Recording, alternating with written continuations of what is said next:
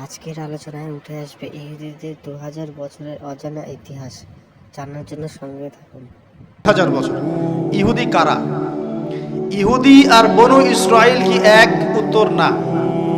ভালো করে কথাগুলো শোনেন, এগুলো বই পড়তে অনেক সময় লাগবে আপনার, এবং ঘাটাঘাটি করতে অনেক সময় লাগবে, খুব অল্প সময় বুঝে নেন। ইহুদি বনু ইসরাইল এক নয়। বনু ইসরাইল কাদেরকে বলা হয়? ইব্রাহিম আলাইহিস সালামের ছেলে, এক ছেলের নাম ইসমাইল, এক ছেলের নাম ইসহাক। ঠিক আছে? ইসমাইল আলাইহিস সালাম থাকেন মক্কায়, সেখানে তাকে কেন্দ্র করে একটা সভ্যতা। এই বংশে সর্বশেষ নবী মুহাম্মদ সাল্লাল্লাহু আলাইহি ওয়াসাল্লামের জন্ম। তার মানে আমরা বনু ইসমাইল। আমরা কারা? বনু ইসমাইল। আমরা মুহাম্মদ সাল্লাল্লাহু আলাইহি ওয়াসাল্লামের কওম, উম্মাহ। আর এইদিকে আরেক ছেলের নাম হচ্ছে ইসহাক, যিনি থাকেন ওই শামে, ওই প্যালেস্টাইনে, ওই জেরুজালেমে, ওই জায়গায়, ওটা শাম। ঠিক আছে? এবং ওখানে তিনি তার বংশ বিস্তার হচ্ছে। তার ছেলের নাম হলো ইয়াকুব। কি নাম? ইয়াকুব আলাইহিস সালামের আরেক নাম হলো ইসরাইল। ইয়াকুব আলাইহিস সালামের আরেক নাম কি? ইসরাইল। এবং তার সন্তানদেরকে বলা হয় বনু ইসরাইল। তার সন্তান অনেক। এই সন্তানদের মধ্যে একজনের নাম ইউসুফ। ঠিক আছে? তারপরে আসছে পরে ইউনুস। এই বনু ইসরাইলের মধ্যেই দাউদ, মূসা, সুলাইমান, ঈসা ইবনে মারিয়াম। বলা হয় 1,24,000 নবী রাসূলের মধ্যে বেশিরভাগই এখানে এসেছে। তাহলে বনু ইসরাইল বলা হচ্ছে এই কওমটাকে। তা ওদের নাম বনু ইসরাইল থেকে ইহুদি হলো কখন? যখন তারা ঈসা আলাইহিস সালামকে স্বীকার করলো না তখন। ঈসা আলাইহিস সালাম কি তাদের মধ্যে আসেন নাই? সেই ঈসা আলাইহিস সালামকে যখন তারা অস্বীকার করলো, তখন তাদের নাম আল্লাহ পাক এই বনু ইসরাইল থেকে পরিবর্তন করে হাদু দিয়েছেন কোরআনে।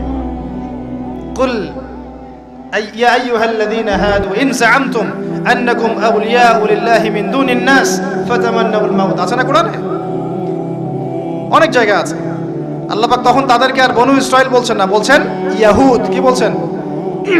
এই যে নাম আসলো ইহুদি। তো বনু ইসরাইল এবং ইহুদি এক নয়। বনু ইসরাইলরা ভালো ছিল এবং তারা ওই সময়কার মুসলিম ছিল।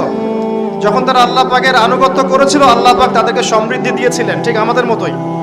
আর যখন তারা আল্লাহ পাকের আনুগত্য করে নাই, পথভ্রষ্ট হয়ে যায়, আল্লাহ পাক তাদেরকে শাস্তি দিয়েছে।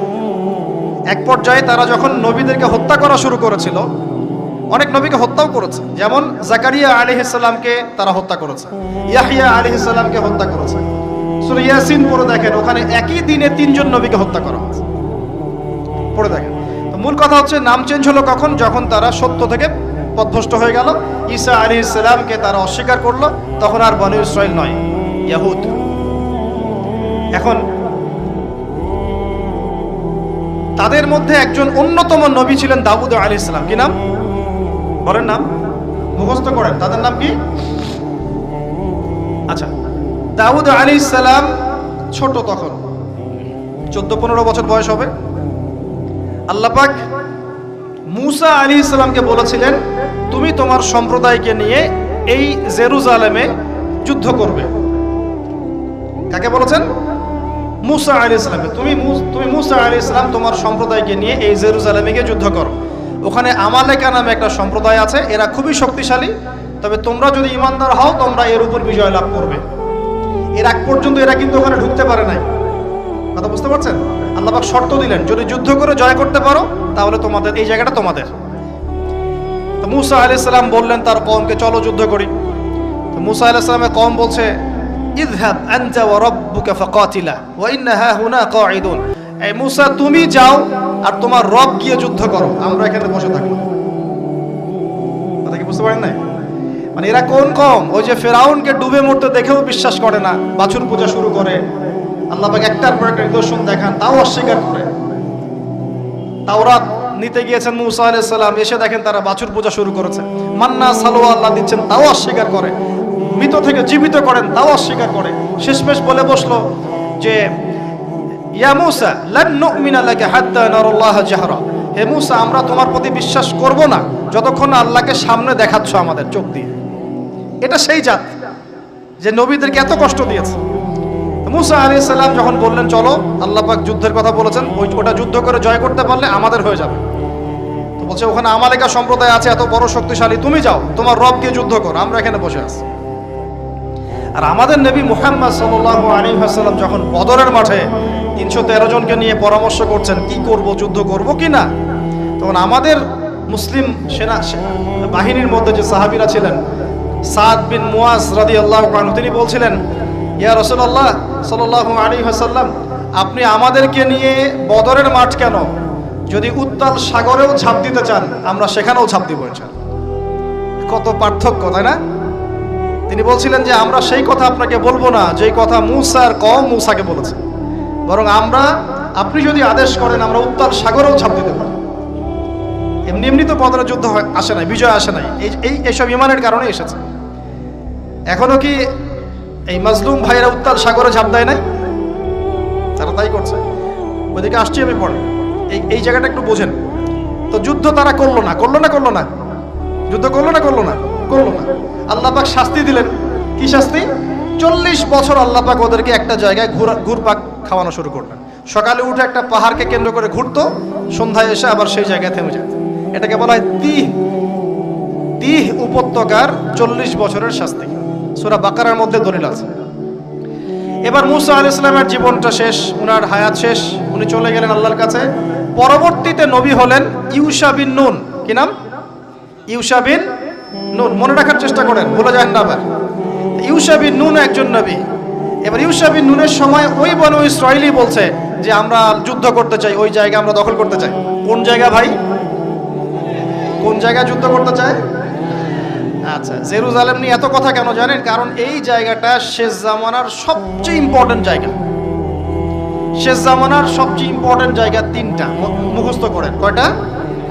এক হচ্ছে জেরুজালেম, 2 হচ্ছে মক্কা মদিনা, জানেন, আর 3 নাম্বার হচ্ছে কনস্ট্যান্টিনোপল। মানে কুস্তান্তনিয়া। কোথায় এটা? তুরস্কে। আরেকটা জায়গা আছে, এটাও অনেক বেশি ইম্পর্টেন্ট, সেটা হলো খোরাসান। সেটা কি?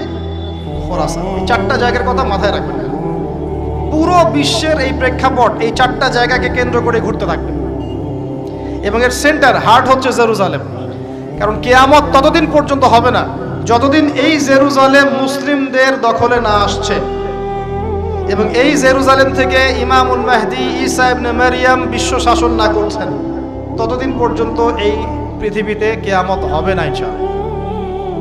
বুঝতে পারছেন কথা?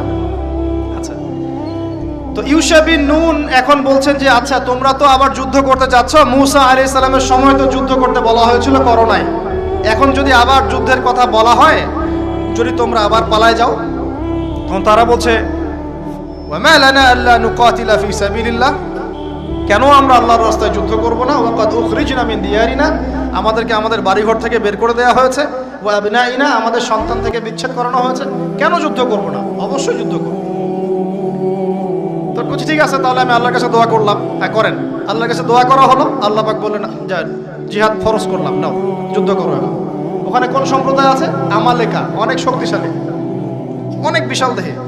এখন ফরজ হওয়ার পরে এখন বনু ইসরাইল বলছে আচ্ছা আমাদেরকে একটা নেতা নিযুক্ত করে দিন, তাহলে সেনাপতি নিযুক্ত করুন।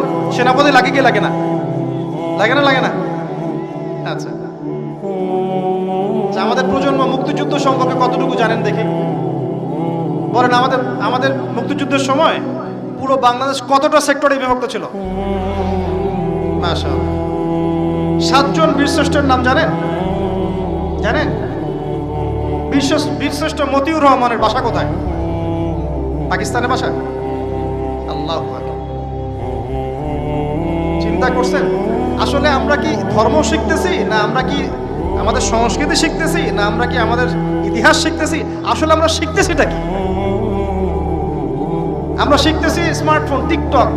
বিশ্বাস, ঢাকা শহরে এই 15 থেকে 20 বছরের ছেলেপেলের যা অবস্থা দেখলে আমাদের চোখ দিয়ে পানি বের হয়। আবার শুকরিয়া আদায় করি, আলহামদুলিল্লাহ ওই যুগে আমরা, এই যুগটা আমরা এইভাবে নষ্ট করিনি, আলহামদুলিল্লাহ। কি একটা অবস্থা! এদের অর্ধেকের সাইকোলজি নষ্ট করে দিয়েছে বিভিন্ন মুভিজ, সিনেমা। এখনকার অনেক মুভিজে দেখায় যে সে গ্যাংস্টার হচ্ছে, গ্যাংস্টার হওয়াটা একটা প্যাশন।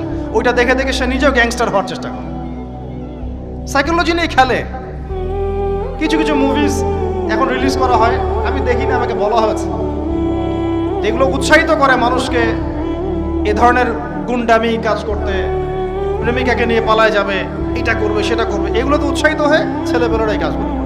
না পড়াশোনা করতেছে, না ইতিহাস জানে, না সংস্কৃতি, না বিশ্ব, না অর্থনীতি, না ধর্ম, আসলে আসি কোন দিকে? এর চেয়ে আমাদের এর আগের এইজ যাদের বয়স এখন 50-60, এই জেনারেশনটা মাশাআল্লাহ অনেক ভদ্র ছিল।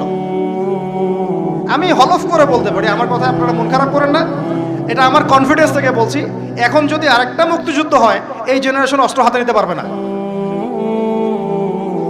ওই অস্ত্র হাতে নিবে ওই যাদের বয়স 40, ওই 50, এরাই। আমাদের এই যে কিশোর গ্যাং, টিকটক জেনারেশন আর যুবক সমাজকে আপনি খুঁজেই পাবেন। আল্লাহ পাক আমাদেরকে হেফাজত করুন। আর এটার জন্য ভাই আমাদের যাদের দাড়ি পেকে গেছে আমরা দায়ী সমানভাবে, কারণ আপনি নিজের ফিকির করেছেন, আপনার সন্তানের ফিকির কোথায়? আপনার ছেলে সারা রাত